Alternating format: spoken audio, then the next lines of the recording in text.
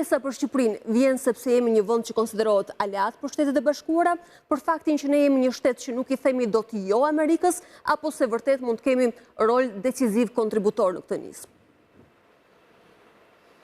Unë mendoj se ne në të panel që jemi, por edhe më gjërë, se kam ndjekur me vëmendje edhe debatet janë bërë këto 2-3 ditët e fundit, duhet jemi më seriozë dhe më të drejt për drejt në trajtimin e çështjeve të politikës së madhe ndërkombëtare.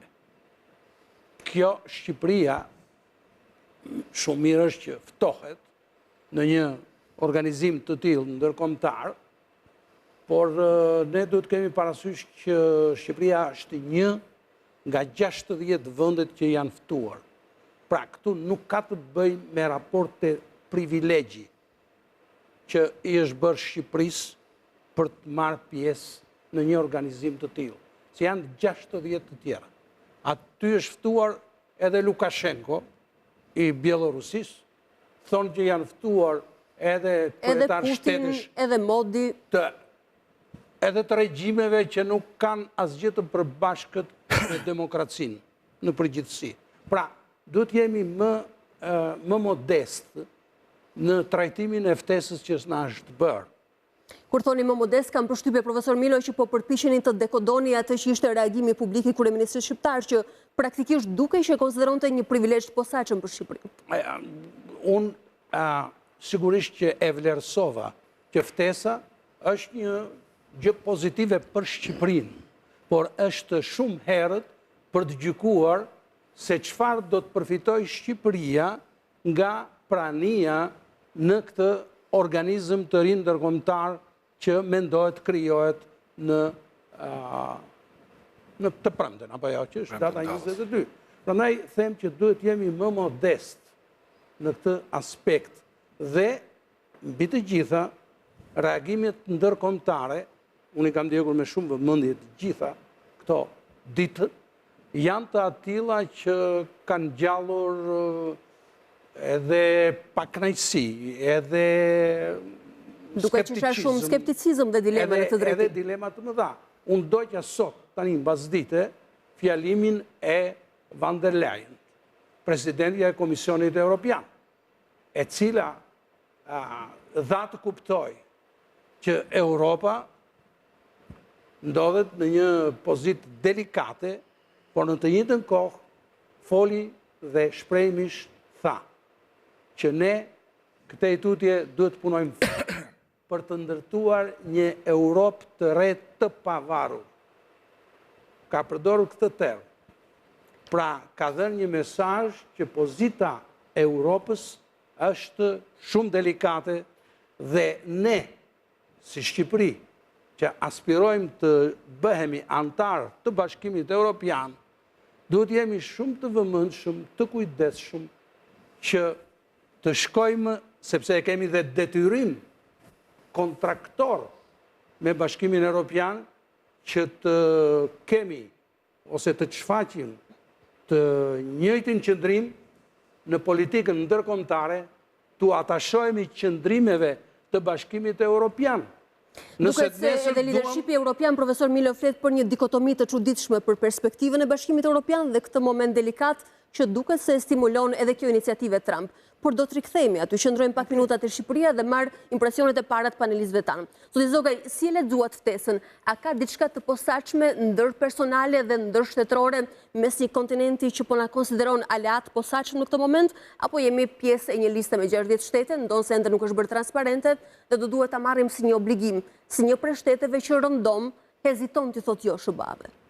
Në fakt, Shqipëria është pjesë e një liste, të themi të vërtetën, për këtë rast. Është një listë, por ajo nuk mund të lihej jashtë. Po të lihej jashtë do ishte një gjë e pa imagjinueshme. Ndoshta aty do të riniste diskutimi. Sepse Shqipëria është një vend pro-amerikan, i afishuar botërisht si vendi më pro-amerikan i kontinentit evropian. Nga ana tjetër dhe Shtetet e Bashkuara të Amerikës në shumë raste, për gjatë historisë, po edhe në kohët e reja, kanë dëshmuar se ka një afinitet veçantë me Shqipërinë, dhe kanë dëshmuar me aktet. Nuk është dita nata për t'i përmendur, por shërbimet që Shtetet Bashkuara të Amerikës i kanë bërë Shqipërisë nuk ja ka bërë asnjë vend tjetër i botës, për arsye edhe gjeopolitike, por edhe për arsye tjera. Kështu që ftesa është gjëja më normale. Gjëja më anormale do ishte që Shqipëria të lihe jashtë listës. Atëherë pastaj do lexohej si një qëndrim. Nëse ftesa nuk lexohet si ndonjë qëndrim, ose ftesa konsiderohet një qëndrim rutinë, mos ftesa do konsiderohet si ndryshim qëndrimi ndaj Shqipërisë. Nga kjo pikpamje, ne duhet jemi të gëzuar që politika amerikane për Shqipërinë, qëndrimi amerikan për Shqipërinë, konsiderata e Shtetit Bashkuar për Shqipërinë, është po ajo që ka qenë. Natyrisht që... A besoni edhe ju si profesor Milo që ka diçka jo modeste në mënyrën se si ne e transmetojmë apo proklamojmë ftesën që vjen sa ndemi për këtë iniciativë? Tani duket qartë se Rama si e ka perceptuar ai si një dhuratë nga qielli, sepse në Shqipëri kishte shumë diskutime, opinione edhe... Pra po e konsiderojmë dhuratën e dëshiruar pas aksionit të SPAK. Prej disa kohësh, duke se Rama nuk kishte marrëdhënie me Shtetet Bashkuara të Amerikës. Dhe kishte analiza që janë bërë këtu në vend, mbështetura, bile në gjithë, me thënë, dinamikën e marrëdhënieve pothuajse të ngrira, mund të them, në nivel të kryeministrit, ose nivelet larta, qarkullonte dhe ka qarkulluar dhe prapë qarkullon një ide se ai kishte, si më thënë, nuk i kishte mirë punët, po a them kështu në mënyrë shumë popullore, me Shtetet Bashkuara të Amerikës, mungonin kontaktet, kishte shumë kohë që s'kishte takuar asnjë zyrtar të lartë të administratës sere, jo, me sa diu, bile s'kishte takuar asnjë. Prej përfaqësuesve të administratës Trump. Vetëm kontakt zyrtar, domethënë, përpara se të vinte kjo letra, ishte Dumani në Departamentin e Shtetit, ambasadori i SBA-s, Ioni SBA, i cili kishte takuar Rubion, edhe Elisa Spiropali tani sfundi, vonë, patim duket një takim. Po, por jo kryeministri dhe lidership shqiptar. Kështu që ati, ai ndjente këtë dhe kuptoi se ishte në një siklet të madh, në një ngërç të madh, e shto këtu edhe gjithë situatën e brendshme, dhe me thënë, situatën e brendshme, debatet, protestat, zgjedhjet, gjitha këto kishin krijuar një moment si një lloj izolimi të kryeministit tonë në raport me SBA. Kështu që kjo ftesa duket se është perceptuar prej tij, domethënë si një çlirim. Dhe kjo shpjegon edhe, domethënë, gjithë atë entuziazmin, prezantimin, ndoshta Shqipëria është vendi i parë në botë që përgjigjet.